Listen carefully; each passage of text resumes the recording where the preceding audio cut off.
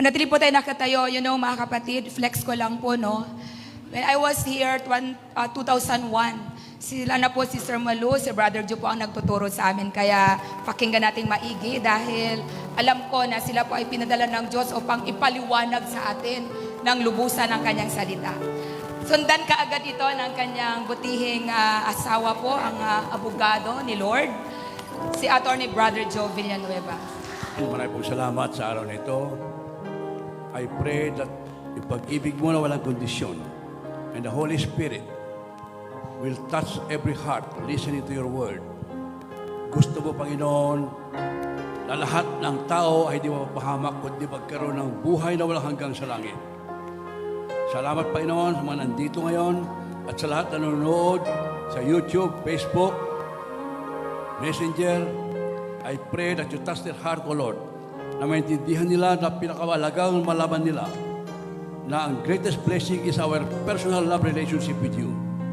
Pagpalayan po ang Shalom, si Father Archie, ang lahat ng staff. Bigyan mo lang ang kanilang pangangailangan, kalusugan, kapayapaan, O Diyos.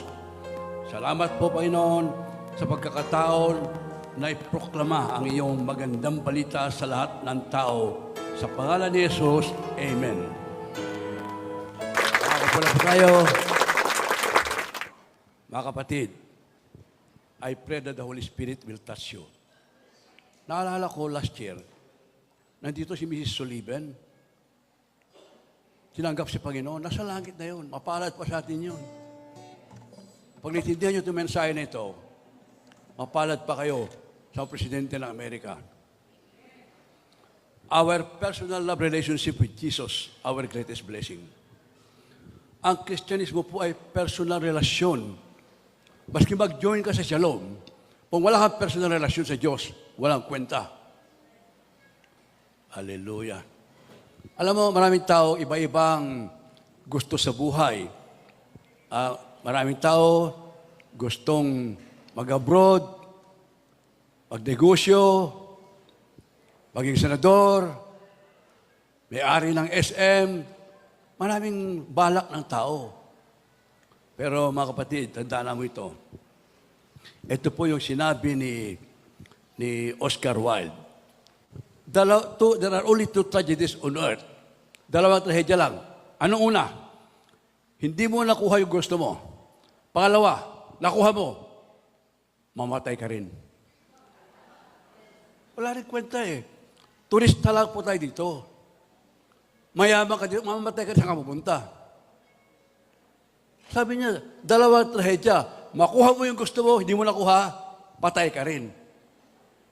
And I pray na lahat ng nandito ngayon, mga nanonood, maunawaan nila na ang Kristyanismo ay personal love relationship kay Jesus. Hallelujah. Oh, thank you, Lord. Ito, sabi ng ibang tao, yumaman ako, mahisayan ako. Ito po si Oscar Wilde, world richest man. Nung edad niya ay 45, siya pinakamayaman sa buong mundo. At 20 years, 65, ang dami niyang pera pero wala na siyang ganang mabuhay. Nagkukulong sa hotel, ayaw na makakita ng tao, yung kanyang kuko, ang lapad-lapad, ang kanyang balbas hanggang sa tiyan niya na, yung katawan niya, lubog. Lubog. Mayaman. Wala nang ganang mabuhay. Oh, hallelujah. I pray na makita natin na lahat ng bagay sa mundo, pag wala kang relasyon sa Diyos, walang kwenta. Ayaw na niyang makita, higyan mo yan, ang fingernails niya, 2 inches. Yung huge ba niya, sakto nating. Ayaw niya makita ng tao. Grabe, go. Meron pang isang hari, si Solomon. Siya pinakamayaman sa lahat. Ang daming ginto, pilak. Pero siya yung hari, makapangyarihan. Pero itong sinabi niya, go. No one can exceed him in wealth. Sa talino, napakatalino niya. Sa fame, famous siya. Lahat ng bagay sa mundong ito tinikman niya. Pero sabi niya, walang kwenta ang buhay na wala kang relasyon sa Diyos. Lahat. Anong silbi ng buhay? Magtrabaho ka, someone gets the credit. You struggle to be good, evil people will take advantage of you. You accumulate money, it just goes to spoil children. You seek pleasure, it turns out sour. Even if you are rich, poor, wise, mangmang, patay ka rin. And I pray na, this is Christianity, my friend. Good news. Sabi niya, what is the purpose of life anyway? Is there an ultimate meaning? Sa lahat dito sa mundo, walang kwenta. Without any belief in God, and that without believing that after you die, you have eternal life, walang kwenta ang buhay. Tandaan mo, pag namatay ka, dalawang eternity. Langit o impyerno. Impyerno, eternity na niyan.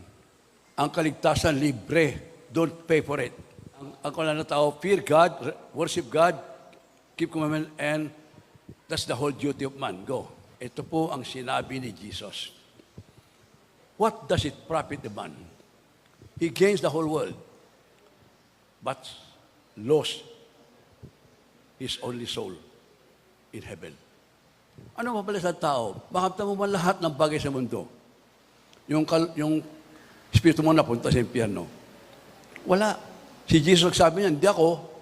What does it profit a man? He gains the whole world, but forfeit his eternal life in heaven. So lahat ng bagay na tikman ni Solomon ay walang kwenta. Ito sabi niya, gusto kong magpakasaya. Sabi niya, I decided to cheer myself with wine. Gusto kong alak araw-araw. Inumin ko. Hallelujah. Lahat ng bagay, ginawa niya, nakuha niya. Nagpatayo siya ng mga mansyon. Ang daming bahay. Ang dami niyang katulong. 2,000. Oh my God. 2,000 katulong ni Solomon. Hallelujah. Ang daming ginto, ang daming pilak. Hindi lang yun. 1,000 ang asawa. Kalahin mo yun? Ang asawa niya, 700. Di pa kontento. Nagkapit pa siya ng 300. 1,000. Wala rin. Daming artista ngayon. Palibay ba lang kapit? Wala rin yan. Mamatay ka rin. Saan ka pupunta? Hallelujah. So lahat ng gusto ko sa buhay, nakuha ko. Hari siya, mayaman, may pera. Lahat ng gusto niya, nakuha niya. Babae, alak, lahat. So I become greater than all who had lived in Jerusalem before me. And my wisdom never failed. Matalino ako. Anything I wanted, I would take. I denied myself no pleasure. I worked and found out, I even found great pleasure in hard work, a reward for all my labor. Go. But as I look at everything I had worked so hard and accomplished, it was all meaningless. Mayaman ka. Tandaan mo ito, kapatid. Maski isang pera, wala kang madala. Pag namatay, maiwan dito. Pati pantalon mo, maiwan dito. Pinanak kang hubad, alis kang hubad. Yung mga kayaman ng pangmundo lang yan. But use your money to proclaim the good news na lahat ng tao dapat makilala sa Diyos. Palakpakan natin ang Panginoon. Go. For the wise and the foolish both die. Matalino ka nga. Graduate ka sa UP, sa Harvard. Patay ka rin. Saan ka napunta? Ikaw, nandito ka lang sa Shalom, na nakikinig, napunta ka sa langit, mapalad ka pa sa Amen. Oh, thank you, Lord. Hallelujah. Go. So I came to hate life. Ayaw ko na mabuhay. Lahat ng gusto ko nakuha ko, pero wala nangyari. Walang meaning ang buhay. Wala. Parang nagkahabol sa hangin. Sabi ni Bill Gates, ito yung famous statement ni Bill Gates. Si Bill Gates, napakayaman, napaka-famous. Sabi niya, I wish all people be as wealthy and as famous that I am. that they will know that wealth and fame do not give real joy and happiness. Wow! Bilyonaryo. Sikat. Gusto ko sana mga tao sikat at mayaman. Malaman nila na yung kayamanan at kasikatan hindi nagbibigay ng buhay na masaya sa puso mo. Panlabas lang yan. Lahat ng bagay, mga kapatid, will not satisfy. Merong pong vacuum, puwang sa puso mo. Bas kung nilagay mo dyan, kung wala si Jesus, wala. Babae ka, dagdagan mo ng 5 lalaki, wala rin yan.